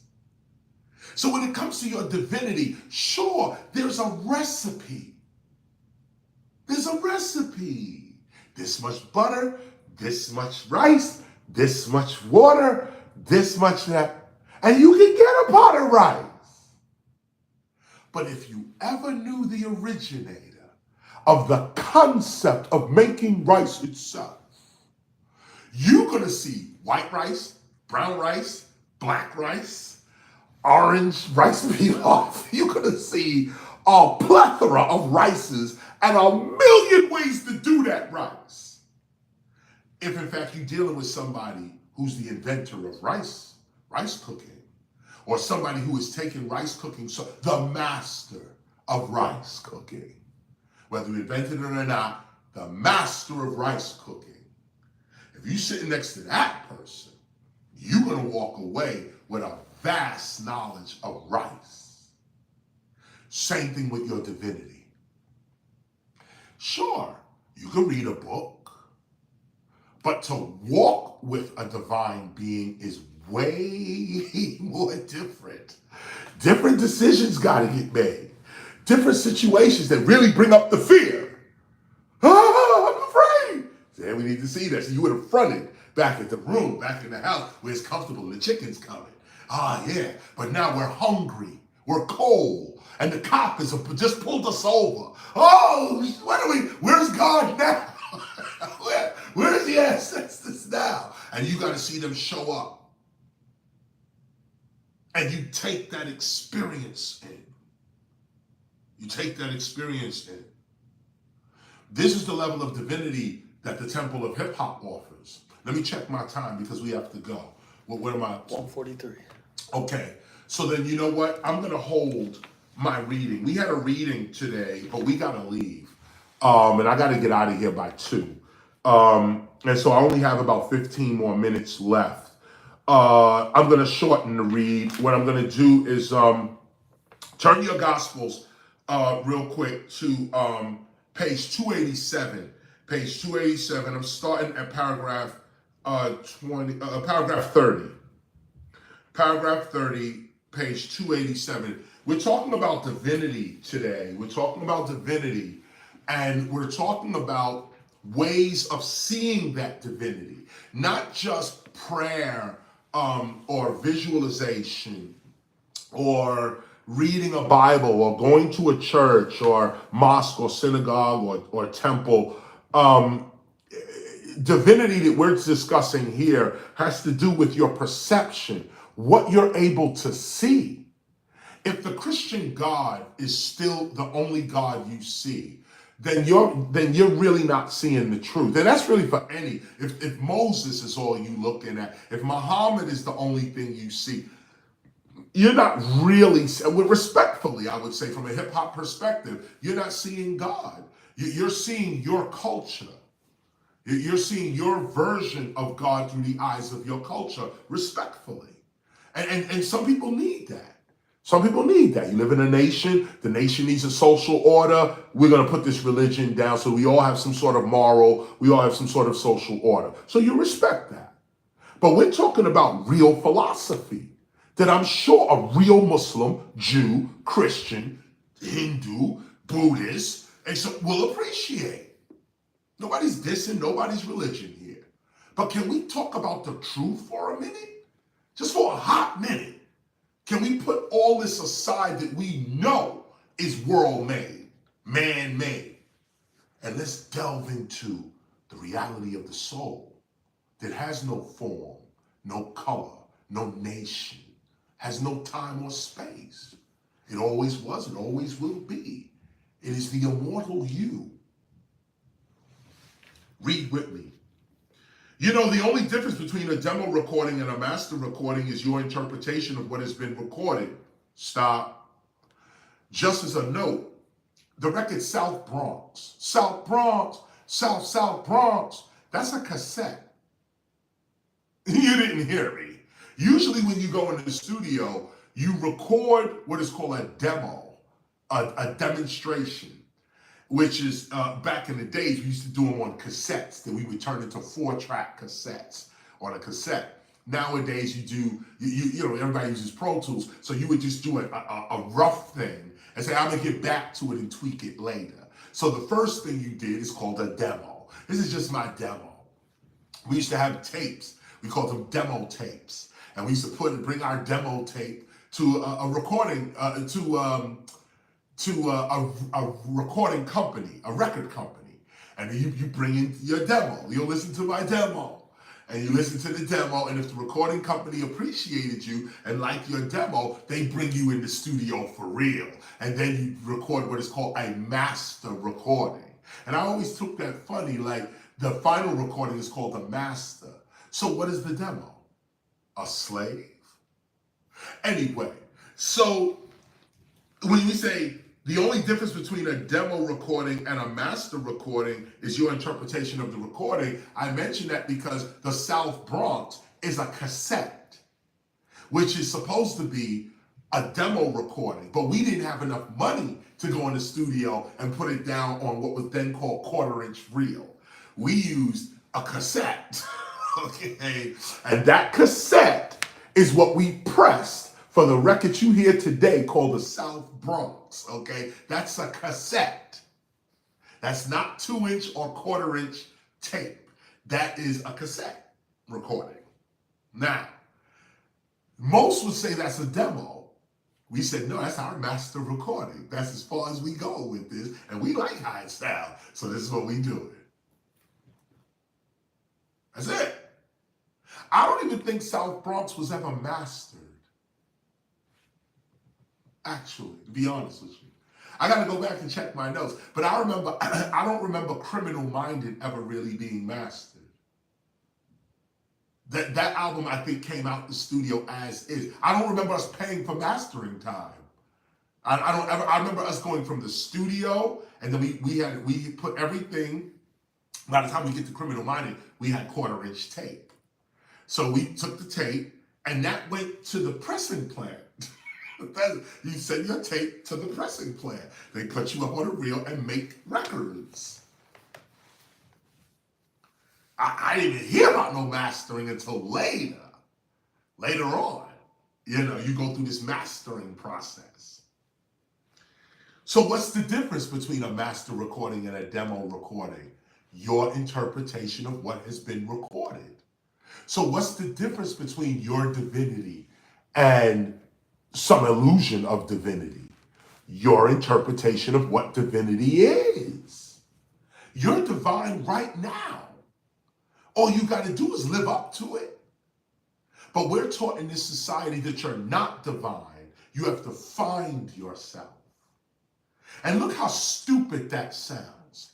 You're already yourself. Why do you have to find a self you already are? You're already yourself. That means the finding of yourself is self-acceptance. There's nowhere to go. You're already you. Accept you then. Accept you as you are. Faults, victories, good things, bad things. Accept yourself as you are. This is the whole me. God is up to the minute. If God didn't like anything about me, it's going to disappear. In fact, if you healthy and walking around, you actually holy. Because God approves you right there. Like, sickness is a time to really get better. Like when you get sick, this is when the body's actually trying to heal itself and get stronger. But some people actually know, like me, I had a sore throat the other day. But I know why I had the sore throat the other day. I was eating some grease. And I know every time I'm eating grease, and I just came off of a fast too, by the way. I just had a nice fast. I came off the fast, I had the grease. And now and now my throat started hurting. I said, you know what? I don't care what it is, but I know I wasn't supposed to eat that grease. So I said, you know what? This is a lesson taught. And on top of that, my throat hurt. It hit you right where it matters. Throat hurt? I make my living speaking. I can't have no throat hurt. I can't. But no, God will show you right there. Now you slacking off. Get back on the path. And rightfully so, that spinach steamed. I went right down the throat, along with the cayenne pepper and all of that. Yeah, we got right back on the track right there. But I mention that because sickness is not always a bad thing. And I say that in light of this because, it's when sometimes when you're prevented from doing something, it's for your own good. And spirituality is the same way. What is divinity? Your perception, your belief in yourself. Self-acceptance is the first step on the path of divinity because God approves of you right now. Even in sickness, God is approving you, saying you don't supposed to do this. You're supposed to do this. So you eat something, your stomach feels weird. Don't get mad because of sickness. Learn. I shouldn't eat that. So next time you don't eat that. Now you're at peace. There's certain things that I just can't eat. I tried when I was young. I said, just can't get it down. There it is.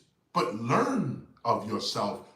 Learn through your errors. Learn through your mistakes. Learn through your failures. The gospel talks about that as well. We're just not at that page. But learn of your failures. This is the path of divinity. Divinity, there's no judgment on that because you're walking toward truth. You're walking toward Christ in your own mind. You're developing truth in your mind. So the first truth you got to realize is yourself. The true you. This is me. And God approves me as I am. Otherwise, I would not exist. Imagine that, the mind of existence.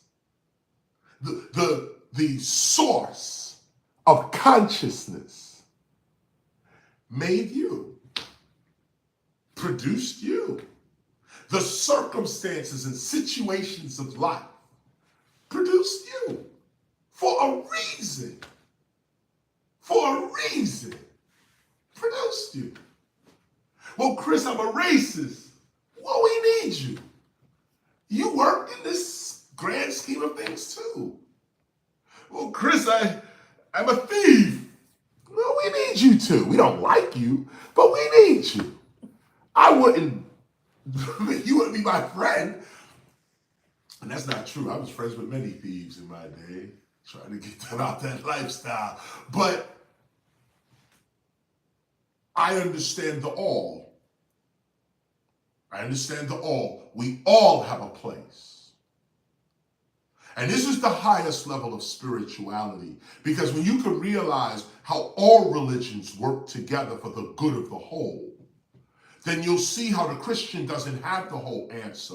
Neither does the Muslim, neither does the Jew, neither does the Hindu, the Buddhist, and so on, the Wiccan, the Satanist, the atheist. Okay, nobody has the whole answer, but together, what an answer that gives. Connect the Jew with the Muslim, with the Christian. You can see a big portion of God there. Connect those three with Hinduism and Buddhism. Imagine if Christians could understand the middle way of Buddhism. Wow. Or if more Jews read the Bhagavad Gita. Wow. Especially now with Israel at war and all of this, and Palestine and the war and all of that, and especially with all that going on, read the Bhagavad Gita. The Bhagavad Gita opens up with Krishna and Arjuna on the battlefield. And Arjuna is like, he's sad because he has to kill his own brothers and sisters on the battlefield. And Krishna comes to him on the battlefield. It's like time stops. And Krishna talks the Bhagavad Gita to him the whole way through the thing. And I'm not going to give you the punchline. The punchline is for the masters to know. I'm not going to give that up here. Read the Bhagavad Gita and you'll get the punchline as well. But I tell you this, I'll give you a hint. In times of war and struggle, the Bhagavad Gita teaches a very wise lesson about warfare and battle and who really wins and who really loses. And so I say that if we combine our thoughts as opposed to compete with each other in thought, you'll see God way more clear. This is what hip hop has done. This is why we the greatest. Because we ain't got a problem with Jews. We ain't got a problem with Hindus, Christians, Muslims. We're made up of them.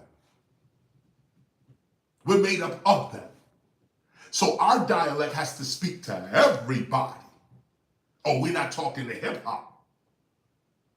Our dialect cannot say that this one's part of our culture and that one's not. Well, we could if you ain't breaking, MCing, graffiti on DJing, beatboxing. If you're not doing that, now maybe you're not part of our culture. But if you breaking, if you're part of any of our elements and you respect this is what you put your life on, you down with us. You a B-boy? Who cares if you Jewish, Christian, Muslim? That doesn't matter to us. Matter of fact, it does matter because you are Muslim, you are Jewish, you are Christian. So that matters in hip hop. We want to talk, if we know you're Jewish, we're going to talk that Judaism. Let's get down.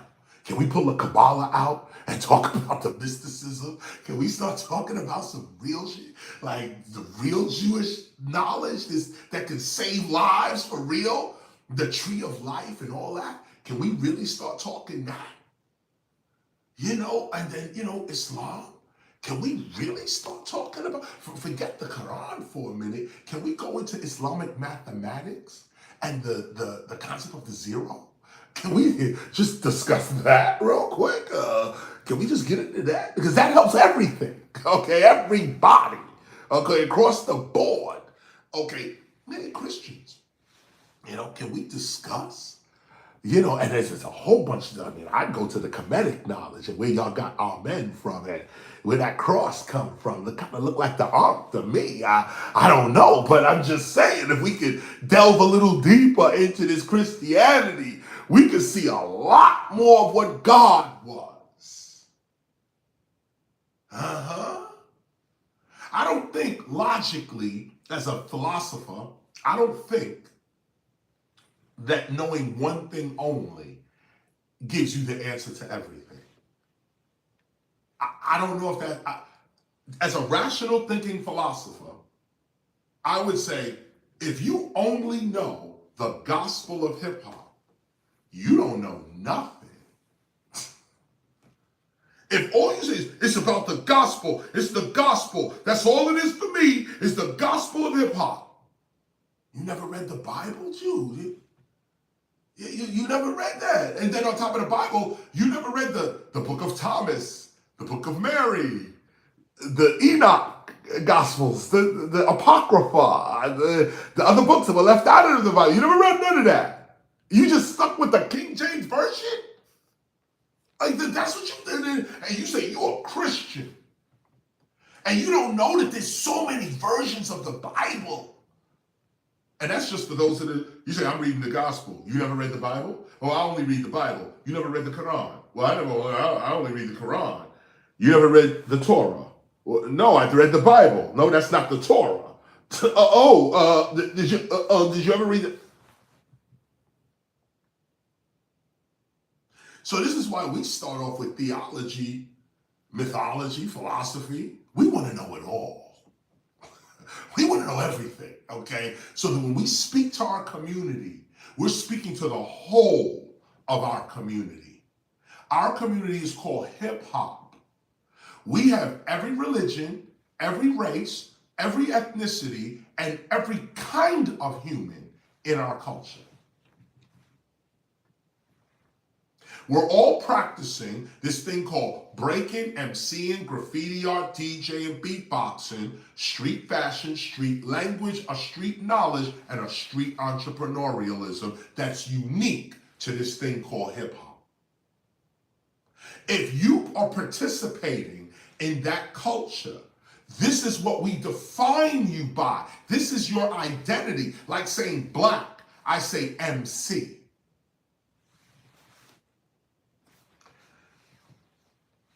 And even that, I didn't even think of it because in hip hop, we wouldn't chop ourselves up like that either. I'm just trying to give an example. We're just hip hop.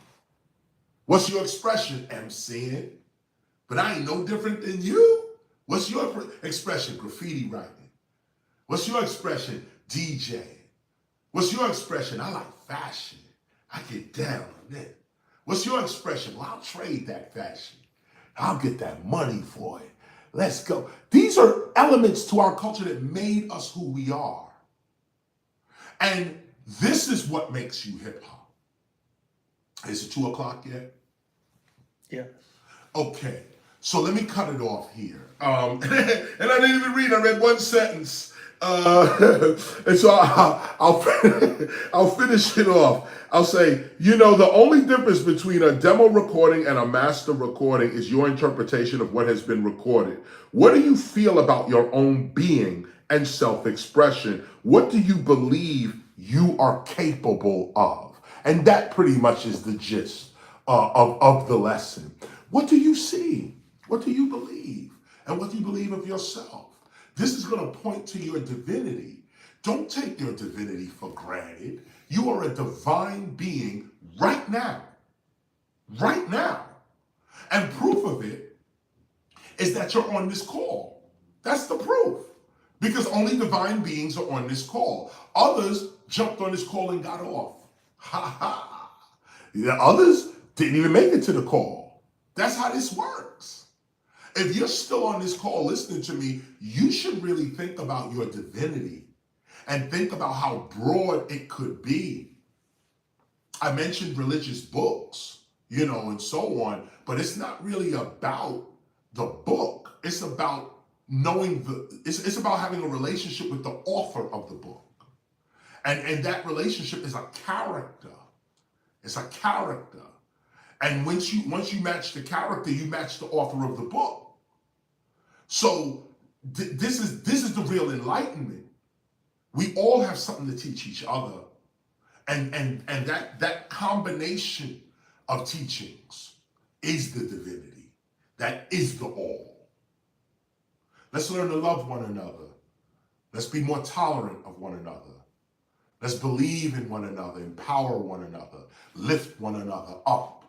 You see the world is at war. You see this conflict everywhere. You see violence in public places. Let us not be that.